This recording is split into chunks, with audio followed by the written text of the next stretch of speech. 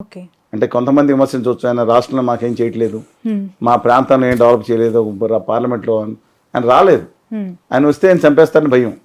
But ఆయనకు why security ఇచ్చింది. మోడీ గారి పక్కన వ్యక్తి ఇప్పుడు ఆంధ్రప్రదేశ్ తెలంగాణ ఉద్యమంలో మేము నిజంగా చెప్తున్నాం, ప్రాణాలకి పేదలకి దాడులకి ఎదుర్కొనే తిరిగాం, గట్టిగా నిలబడ్డాం అనేక ఎన్నికల్లో. అప్పుడు సెక్యూరిటీ లేదు. తర్వాత ఇచ్చారు. అభ్యర్థిని ఒక ప్రభుత్వము లేదంటే ఒక నాయకుడు చెడుగా మాట్లాడుతున్నాడు, రచ్చబండల్లో నెగిటివ్ చేస్తున్నాడు, చంపేంత పరిస్థితి ఉందంటారా ఆరోపణలు కాకపోతే? మరి ఆయన్ని ఆ రోజు అడ్రస్ రాత్రిపూట తీసుకెళ్లి కొట్టి ఆ కాళ్ళని వాచిపోయి నేను చూపించడం జరిగింది కదండి. మరి అది ఒక ఎంపీకి జరిగిన ఇది మామూలు విషయం కాదు కదా. కానీ మొన్న కూడా మేము జగన్మోహన్ రెడ్డి గారి ఇంటి మీదకి వెళ్తున్నప్పుడు చాలా మంది చెప్పారు, మిమ్మల్ని అరెస్ట్ చేస్తారు, మిమ్మల్ని కొడతారు, రఘురామకృష్ణ గారు గుర్తు తెచ్చుకోండి. మేము మా హక్కుల కోసం పోరాడుతున్నాం. నాకు వ్యక్తిగత తగాదా లేవు, ఆయనతో ఆయన డబ్బులు తగాదాలు ఇంకోటి తగాదా లేవు. నాకు ఆయనకు మేము కొట్లాడతాం, అరెస్ట్ అయితే జైల్లో ఉంటాం, తప్పేంటి? నేను జేడి లక్ష్మణ్ గారు వెళ్ళాం, మేము ఉత్తు ఇది చేయలేదండి. ఏదో అరెస్ట్ చేయటం లేకపోతే వచ్చి ఇంట్లో హౌస్ అరెస్ట్ చేయటం ఎలాగ పెట్టుకున్నాం, ఎలా చేయాలి రెక్కి అన్నారు మన ఎవరు లక్ష్మణ్ గారు, మొత్తం చూసుకున్నాం. వందలాది మంది పోలీసులు పెట్టారు, వేరే దారి మీద దాదాపు ఇంటి దగ్గరికి వెళ్ళిపోయాం. ఇంకా కూడా దాటిసేవాళ్ళం కూడా. మేము వినతి పత్రం ఇస్తాం, ఇవ్వకపోతే చెప్పాం 30 మీరు ఫిబ్రవరి 29 తారీఖు లోపు వాళ్ళ హోదా విభజన హామీల మీద మీరు పోరాడతారా, అఖిల పక్షం పిలుస్తారు, ఢిల్లీ తీసుకెళ్తారు, లేకపోతే 1వ తారీఖు మేము వస్తామని చెప్పాం, ధైర్యంగా చేసాం. But let us wait and see. ఒక చిన్న లాజికల్ క్వశ్చన్ నిజంగానే ఆలోచింపజేస్తుంది ఇది నేను చూసినప్పుడు. ఏపీ ఆంధ్రప్రదేశ్ ఎన్నికల సంగ్రామంలో ప్రాంతీయ పార్టీలతో నేషనల్ అంటే సెంట్రల్ పార్టీ బీజేపీ అలయన్స్లోకి వచ్చింది, టీడీపీ, జనసేన, బీజేపీ.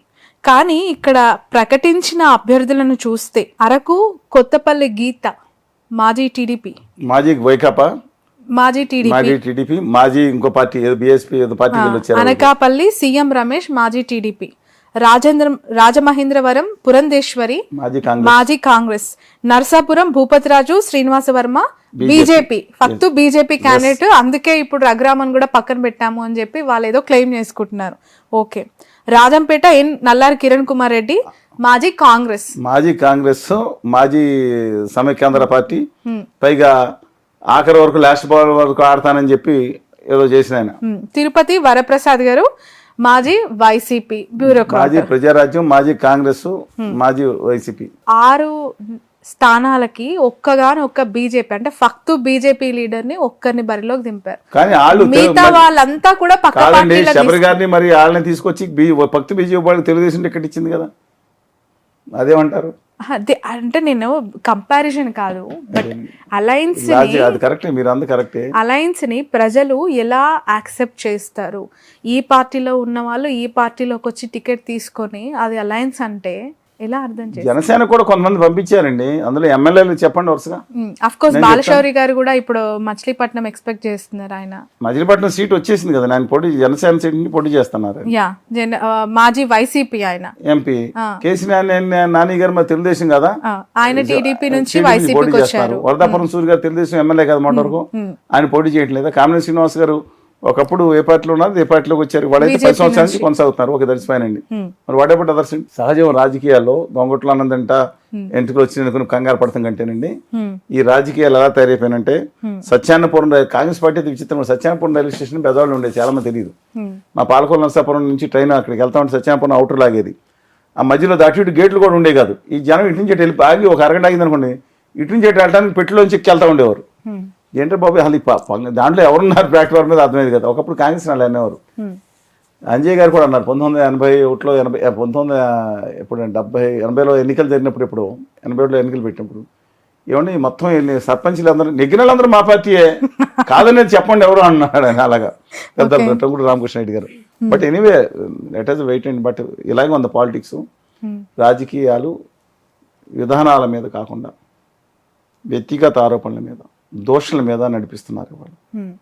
రాష్ట్రంలో సమస్యల మీద కాదు, రాష్ట్రంలో భావితరాలు దెబ్బతినేది కాదు. వాళ్ళ సాఫ్ట్వేర్ ఎక్స్పోర్ట్స్ పెరగట్లేదు, వాళ్ళ ఉద్యోగాల కోసం హలో లక్ష్మాన్ని వలస వెళ్ళిపోతున్నారు. 99% మంది వలస వెళ్ళిపోతున్నారు. పరిస్థితి ఇలా ఉంది. ఆ సాఫ్ట్వేర్ అని కాదు ఇష్యూ. ఇవాళ వీళ్ళ మధ్యన గొడవలు ఎన్నికల రాజకీయాలు.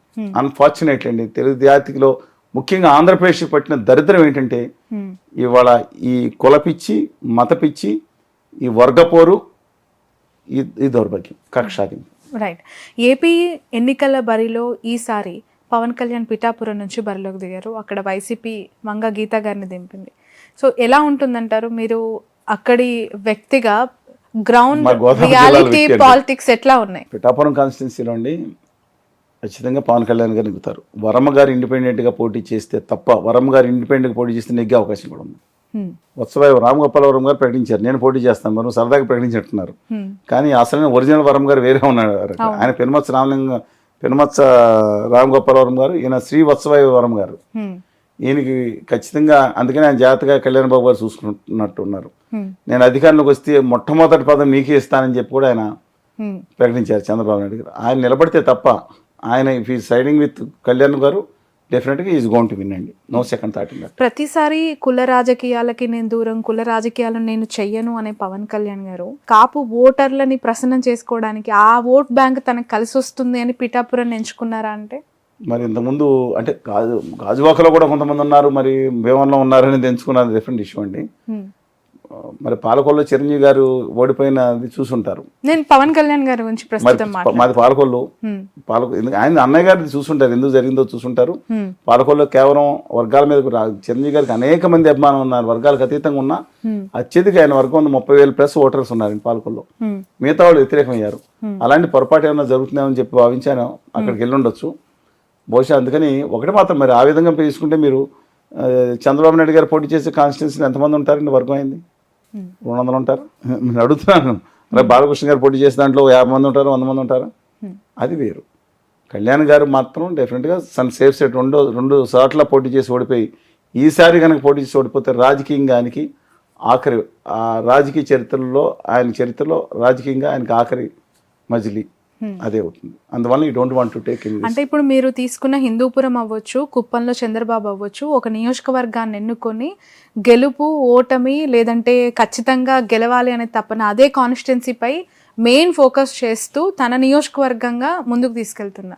అఫ్ కోర్స్ మంగళగిరిలో లోకేష్ కూడా, కానీ పవన్ కళ్యాణ్ గారు గాజువాక, భీమవరం, ఇప్పుడు పిఠాపురం ఓడిపోయిన చోట మళ్ళీ పోటీ చేయకుండా కొత్త నియోజకవర్గానికి రావటం వల్ల ఫ్రీలాన్స్ పాలిటిక్సే అంటారు కదా వీటిని. లోకేష్ గారి కాన్స్టిట్యున్సీ 83, 85లో మాత్రం డాక్టర్ కోటేశ్వర ఎంఎస్ఎస్ కోటేశ్వర నెగ్గటం తెలుగుదేశం పార్టీ నెగ్గటం జరిగింది. వాళ్ళ పుత్రుడు 1994లో మాత్రమే సిపిఎం రామ్మోహన్ రావు గారు నెగ్గారు, రామ్మోహన్ రావు గారు. అందువల్ల మిగతా చోట్ల నెగ్గలేదు. ఆయన వరకు కూడా ఎక్కువ ఉండేది కూడా కాదు. ఆయన పోటీ చేసిన దగ్గరే, కానీ అనవసరంగా ఆయన వైకాపా ట్రాప్లో పడిపోయారు 2019లో. ఈయన రెచ్చగొట్టేశారు, ఈయన అనవసరం కథన రంగంలో పెట్టారు. యాక్చువల్గా ఆయన కానీ నారాయణ గారు కానీ డైరెక్ట్ ఎలక్షన్లో పోటీ చేసిన పని లేదు. ఏ రోసే గారు మన్మోహన్ సింగ్ గారు డైరెక్షన్ వచ్చారా, దమ్ముంటారా అంటే ఏం పోటీ చేస్తానని చేశారు. ఆయన యాక్చువల్గా అవసరం లేదు, ఆయన బ్యాక్గ్రౌండ్ చూసుకోవాల్సిన పని దిగారు. దిగిన తర్వాత మళ్ళీ అక్కడే నారాయణ గారు అక్కడే పోటీ చేస్తున్నారు, ఈయన కూడా అక్కడే పోటీ చేస్తున్నారు. సరే, కళ్యాణ్ గారు విషయం ఏంటంటేనండి, ఆయనకి శత్రువులు ఎక్కువ మంది ఉన్నారు. ఆయన రాకుండా ఇప్పుడు లోకేష్ గారి మీద కాన్సన్ట్రేషన్ ఎంత పెట్టినా అక్కడక్కడే ఆర్కే గారు వెళ్ళటం రావడం చూశాను. లోకేష్ గారు అక్కడ పని చేస్తున్నారు. కళ్యాణ్ గారు ఒక కాన్స్టిట్యున్సీని దాంట్లో కూర్చుని ఆ కాన్స్టిట్యున్సీ అభివృద్ధి కోసం కనుక కష్టపడి అక్కడ నిలబడి దెబ్బలాడితే ఆయనకు ఉండేది. ఆయన సీరియస్ పొలిటీషియన్గా కాదుగా చాలామంది స్వీకరిస్తున్నారు. ఐ డోంట్ నో, ఆయనకు మంచి వ్యక్తిత్వం, ఒక మంచి మనుషులకు న్యాయం చేయాలని తపన మనసులో ఉందనే భావిస్తున్నాను. మరి ఎవరు ఆయనకి దిక్కుమాల సలహాదారులు నాకు తెలియదండి. డెఫినెట్గా ఒక కాన్స్టిట్యున్సీని మనం పెట్టుకుని అక్కడ దాని జాగ్రత్త కూర్చుంటే ప్రజలు ఆదరిస్తారండి. ఆయన ఉండక్కర్లా, ఆయన ఇచ్చాపురంలో వేసినా ఆదరిస్తారు ఆయన్ని. మీరు ఆయన నిజామాబాద్లో వేసినా ఆయన గెలిపిస్తారు. కాన్స్టిట్యున్సీకి నమ్మకంగా ఉండే అవకాశం చూసుకోవాల్సిన అవసరం ఉందని నా అభిప్రాయం. దాంట్లో మాత్రం is lacking in that. Lokesh గారికి, పవన్ కళ్యాణ్ గారికి ఎలాంటి వ్యత్యాసాలు కనిపిస్తున్నాయి ఈ నియోజకవర్గాల పికప్ లో? మీకు చెప్పాను, లోకేష్ గారు అనవసరంగా ఆ రోజు ఆవేశంలోనే మంగళగిరికి దిగారు. ఆయన బ్యాక్గ్రౌండ్ వర్క్ చేసుకోవాలి, ఆయన నాన్నగారికి సహకారంగా ఉండాలి. ఏమైందండి, ఎమ్మెల్సీ ఉంటే ఏమైంది? ఎమ్మెల్సీ ఇంకా బోర్డు అంతుంది, ఇంకా 2 ఏళ్ళు ఉంది. 3 అయిపోయిన తర్వాత ఆయన రెచ్చగొట్టేసి ఆయన రంగంలో దిగారు. ఆయన పార్టీ చూసుకోవాల్సిన విషయంలో ఏదైతే నాలెడ్జ్ సెంటర్ హైదరాబాద్లో ఉండగా మొత్తం బ్రహ్మాండంగా నడిచింది, అక్కడికి వచ్చిందో తగ్గిందండి. బ్యాక్గ్రౌండ్ చూసుకోవాల్సిన ఫ్రంట్ గ్రౌండ్లో దిగేటప్పటికి ఏమైందండి, ఇబ్బంది పడిపోయారు ఆయన. అందువల్ల ఆయనది వేరు, కళ్యాణ్ బాబు గారి విషయం రెండింటి బహుశా ఇద్దరి మధ్యన ఎలా ఉందో పరిస్థితి నాకు తెలియదండి. మీరు అది అడిగితే మాత్రం ఇద్దరి మధ్యన అంత బాగానే ఉండొచ్చు, కానీ సత్సంబంధం ఉండాలేదో డిఫరెంట్ ఇష్యూ. బట్ కళ్యాణ్ గారి విషయం మాత్రం ఆయనకి శత్రువు ఎంత కన్నా ఖర్చు పెట్టి ఆయన ఓడించడానికి వైఎస్ఆర్ కాంగ్రెస్ పార్టీ ఇప్పుడు కుప్పంలో చంద్రబాబు నాయుడు గారి కోసం చాలా ప్రయత్నాలు చేశారు. ఆయన నెగ్గబోతున్నారు, రాసుకోండి.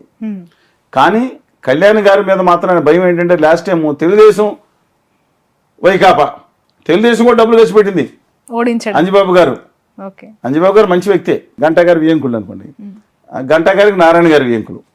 సరే ఏదన్నా అవతలేపు గంధి శ్రీనివాస్ గారికి ఖర్చు పెట్టింది. రేపు పొద్దున పొరపాటున ఆయన అక్కడే కూర్చున్నా అనుకోండి, మళ్ళీ రేపు పొద్దున ఎవరేమో ఓడిస్తారో నా ఓన్ బలం దగ్గర ఉన్న దగ్గర నేను నిలబడతాను. ఎందుకంటే ఆయన శత్రులు ఎక్కువ ఉన్నారు, ఖచ్చితంగా ఆయన ఓడించేస్తామని ఒక కసి ఉన్నాళ్ళు చాలామంది ఉన్నారు. అందుకని ఆయన జాగ్రత్త భయపడ్డారు, నేను అన్న జాగ్రత్త తీసుకుంటారు. సేఫ్ ప్యాసేజ్లోకి వెళ్దామని చూశారు. ఆయన సేఫ్ ప్యాసేజ్కి టికెట్ ఇచ్చింది వరం గారు. వరం గారు కనుక అటు వరం గారు ఇండిపెండెంట్గా గీత గారు, కళ్యాణ్ గారు కనుక పోటీ చేస్తే ఓట్లు చీల్చే నేపథ్యంలో వరం గారిని ఎక్కడానికి అవకాశం ఎక్కువ ఉండేది. ఇప్పుడు ఆ వరం గారిని పక్కన పెట్టుకున్నారు. సో వర్మ వెనక్కి తిరిగితే మాత్రం ఖచ్చితంగా కష్టం అండి. పవన్ కి అయితే ఓటమి మరొకసారి రాబోతుంది అనుకోవచ్చు. వచ్చే అవకాశాలు ఎక్కువ ఉంటాయి. Okay, but Vanga Geetha capability calibre ఒకసారి చూసుకున్నట్లయితే ఆమె ఎన్నో పదవుల్లో ఉన్నారు. అండ్ తను ఎంపీగా ఫండ్స్ కూడా ఎక్కువగా పిఠాపురంపై వెచ్చించారు అని చెప్తూ ఉంటారు. And she have a lot of guts to fight anything అని చెప్పి తనకి ఎందుకు అజాత్ శత్రు గారిని మేము ఎప్పుడు కనపడినా చాలా గౌరవంగా మాట్లాడే మనిషి వారు. యాక్చువల్గా విశ్వనాథ్ గారు వాళ్ళ హస్బెండ్ అండి. వాళ్ళు సకాలంగా చదువుకుని ముందుకు వచ్చారు. జడ్పీ చైర్మన్గా పనిచేశారు. ఆవిడ చిన్న వయసులో జడ్పీ చైర్మన్, ఈస్ట్ గోదావరి జిల్లా రాష్ట్రం మొత్తం మీద ఉమ్మడి ఆంధ్రప్రదేశ్లో అతిపెద్ద జిల్లా అండి. 20 అసెంబ్లీ స్థానాలు ఉండి తగిన జడ్పీ చైర్పర్సన్గా చాలా బాగా పనిచేశారు. ఎమ్మెల్యే కింద చేశారు, ఎంపీ కింద చేశారు. ప్రజారాజ్యం టైంలో కూడా నెగ్గారు ఇండిపెండెంట్. కానీ ఇవాళ ఏంటంటే ఇవాళ వ్యతిరేకత రాష్ట్ర ప్రభుత్వం మీద వ్యతిరేకత ఉంది. అలా కొంతవరకు ఆడు చేయాల్సిన పనులు ఒక 10 ఉంటే 4-5 చేశారు, ఇంకా చేయాల్సి ఉన్నాయి. అది కూడా ఉందండి, మొత్తం చేశాను కూడా కాదు. అందువల్ల ఈ నేపథ్యంలో ఆ రాష్ట్ర ప్రభుత్వం వ్యతిరేకత ఆవిడ మీద పడవచ్చు. అలాగే పవన్ కళ్యాణ్ గారు ముఖ్యమంత్రి అభ్యర్థిగా కాకపోయినా రేపు పొద్దున ఎప్పుడైనా వచ్చే అవకాశం ఉంది. ఒక స్టార్ దిగొచ్చారు ఇక్కడికి, నెగ్గించాలనే ఆశ కూడా అక్కడ ప్రజలు ఉండవచ్చు. అందువల్ల వంగా గీత గారు నేను తక్కువగా అంచనా వేయట్లేదు. డిస్పైట్ దట్ అందులో ఒకటే విషయం అండి, జగన్మోహన్ రెడ్డి గారు క్లాస్ పాలిటిక్స్ 2గా క్లాస్ వార్ అన్నారు చూసారా, ఆ క్లాస్ వార్ పనిచేస్తే మాత్రం పాలకొల్లు లాంటి ప్రదేశాలు వేరేది ఉండేది, కానీ అక్కడ మాత్రం చెప్పలేము. బట్ పవన్ కళ్యాణ్ గారు నెగ్గడానికి 95% అవకాశాలు ఉన్నాయి అవుట్ రైట్ గా. 15-20 మెజార్టీ తక్కువ కాకుండా. ఓకే, ఎందుకు అడుగుతున్నాను అంటే ఆమెది పవన్ కళ్యాణ్ గారిది ఒకే సామాజిక వర్గం. ఇప్పుడు ఆపరేషన్ లేకుండానే మోకాళ్లకు ప్లాస్మా ట్రీట్మెంట్, మీ ఆర్థోపెడిక్ సమస్యలన్నిటికీ రోబోటిక్ టెక్నాలజీ ద్వారా తక్కువ ఖర్చుతో శాశ్వత పరిష్కారం, ఫ్రీ కన్సల్టేషన్, ప్రతి ట్రీట్మెంట్ పై 20% డిస్కౌంట్.